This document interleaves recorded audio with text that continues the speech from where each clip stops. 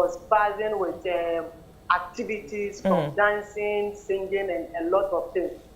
Indeed, it was joyful for them because looking at how the MPP intended to unseat the member of parliament or snatch the seat from Asokwa for the first time, and looking at the vote margin, 2016, the same NPP presidential parliamentary candidate Ali Duseyu contested Muntaka, and he lost by around 6,000 votes.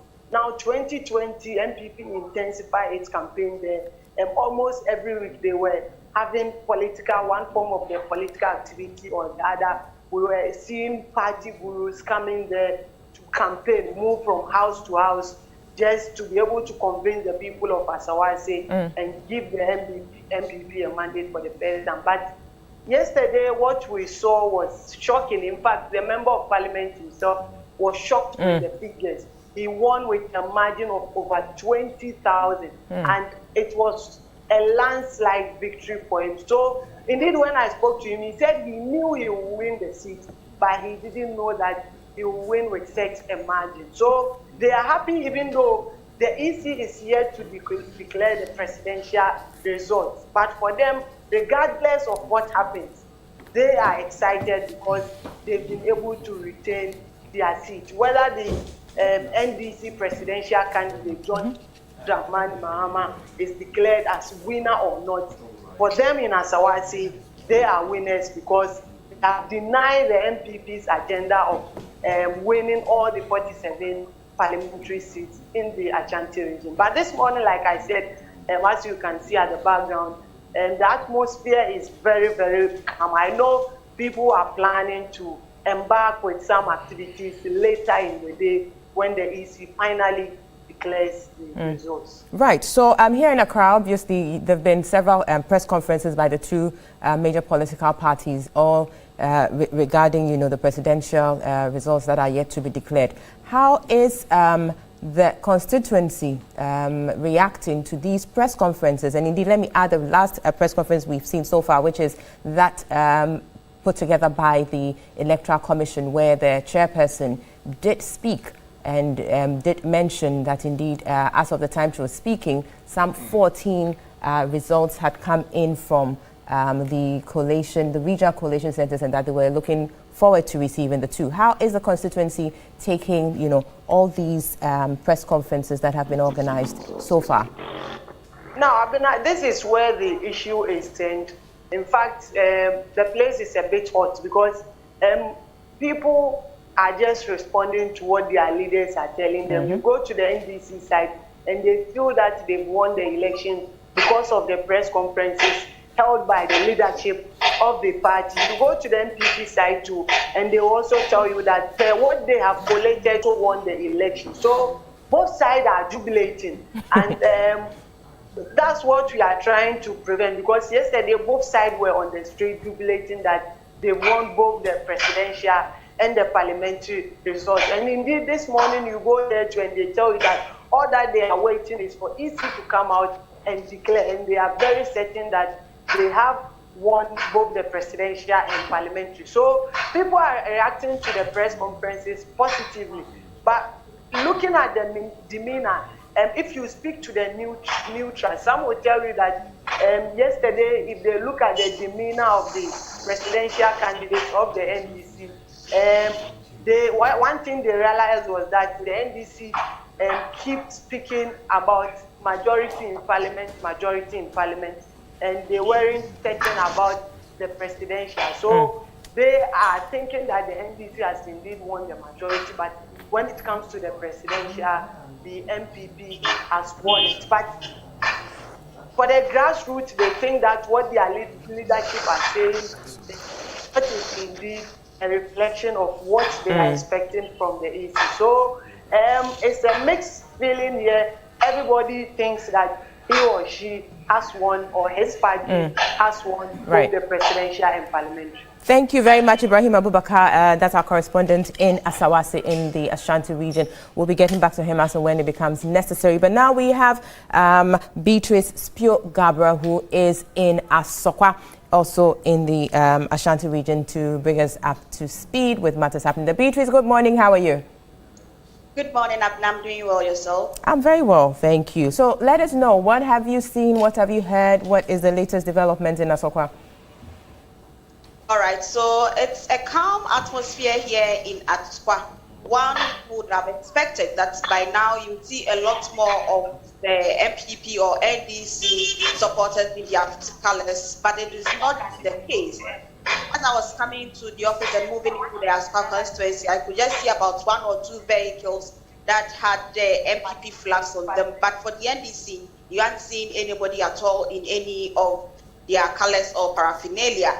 And you will not hear the usual hooting of horns or tooting of horns within the Asokwa constituency because a clear winner has not been declared yet.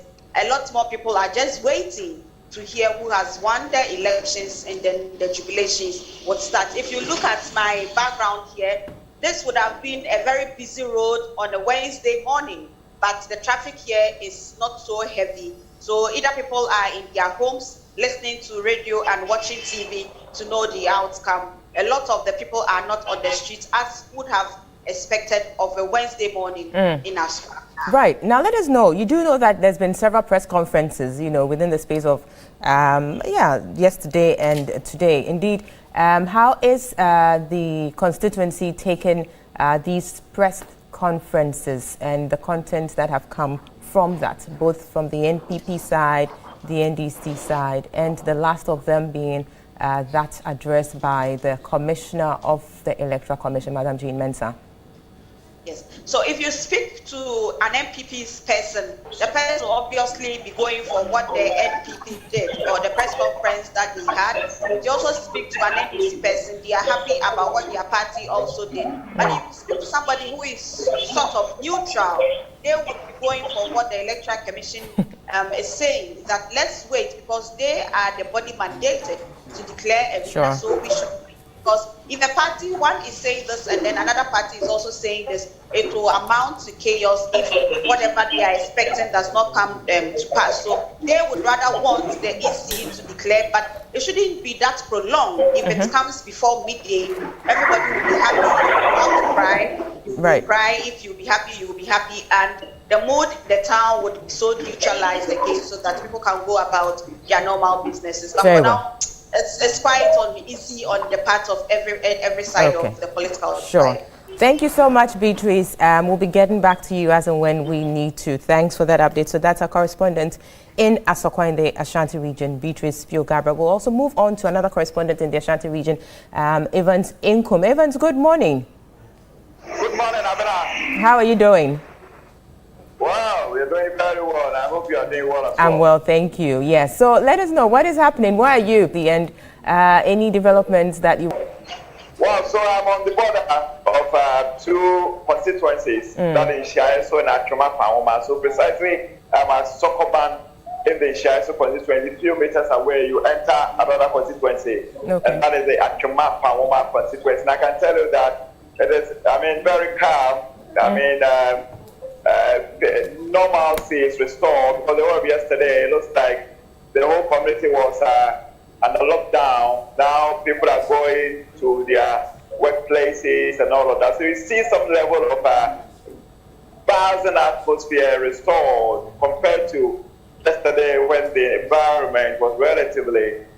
they being challenged by the other side and that kind of thing? Let us know. Or they have not challenged. Well, no, these two, yesterday we even announced their, certified results to our viewers. A lot of, more votes as far as the Ashanti region is concerned. In 2016, it was the Asokwa constituency that gave MPP some 90%, but Achuma Pahoma constituency, it looks like it is now, it won't beat Asokwa constituency, and of course, this constituency, which has the largest number of voter population, as far as the Ashanti region is concerned, you're talking about, the political fortune. So, they are happy that they were able to contribute significantly to the gains of the ruling New Patriotic Party.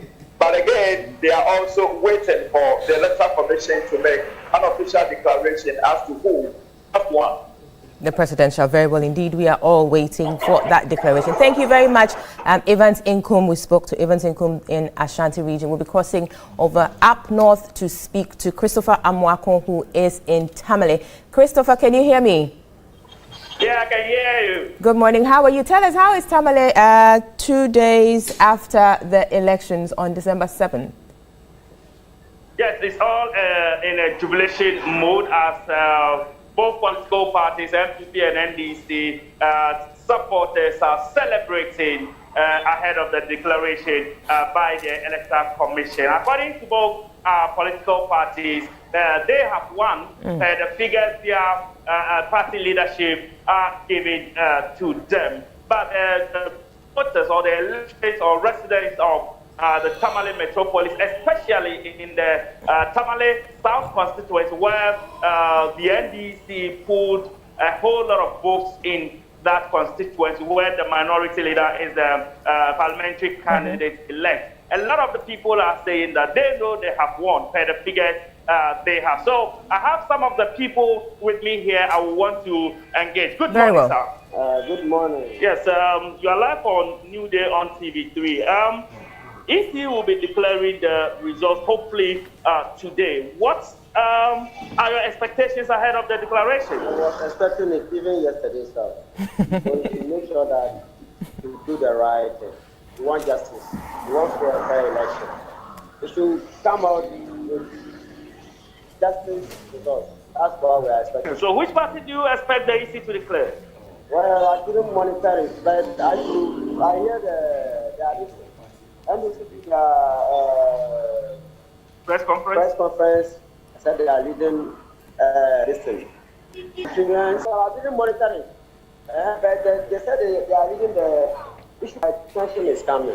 They should do the right thing. Okay. So his or her political party to be Are all waiting for that declaration. Thank you very much, Christopher Amoako. That's our correspondent up north in Tamale, Christopher Amoako. We will be bringing you situational reports from the other parts of the country as we go along with our coverage. This is your Election Command Center, and we've got you covered on all that you need to know regarding the aftermath of the December 7, 2020 polls. Right about now, we are in the phase of results declaration, and we are expecting the Electoral Commission to do that, particularly following the early morning press briefing that was organized by the Electoral Commission. I have in the studio here still Dr. Asante, and we will be having some further conversation here. Now, listening to the kind of feedback that have come from the various parts of the country, it's quite interesting. I would want us to start with Asawase. Yes.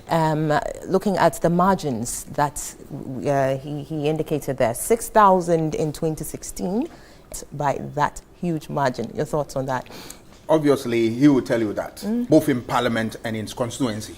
If you look at the role of Muntaka in Parliament, fantastic, so to speak. And his constituency, he has demonstrated that there is something in political science where we said one of the factors that influence voting. And if the people believe that the person they are put into office is not delivering the goods, they will not go into glorify him. It's an opportunistic exercise, obviously. Obviously, I want to survive. Sure. You know, economic theory suggests that I live forever. That's why they are doing. And more so, you see, for NDC, the enclave manifesting in that regard. Yeah. So I'm not surprised about this performance. Right. And Asawase has been a very strong area for the NDC, and they have consolidated their gains. Right. Rightly so. Very well. There's a press statement here by the the Progressive People's Party, that's the PPP, whose flag bearer is Madam Bridget Jogbenuku. It's dated 9 December 2020, which is today, and I'd read that out to you. It's titled, "Let's Be Cautious in Our Pronouncements." It's signed by the flag bearer of the party, Bridget Jogbenuku, the 2020 presidential candidate. It says, "The PPP is concerned about the outcome of the 2020 presidential race and the delay declaring a winner. We are equally concerned about the various allegations of violence and possible fraud. we would like to place on record that the PPP shall be the first to congratulate the EC's declared winner of the presidential race. In this regard, premature congratulations are out of order, particularly at this time when the election is too close to call. Let us desist from this practice. It has the tendency to promote instability in our dear nation. We encourage nationality and electoral infractions and to calm the tensions in the nation by announcing figures that reflect the true will of the people. We would like to advise against any political party.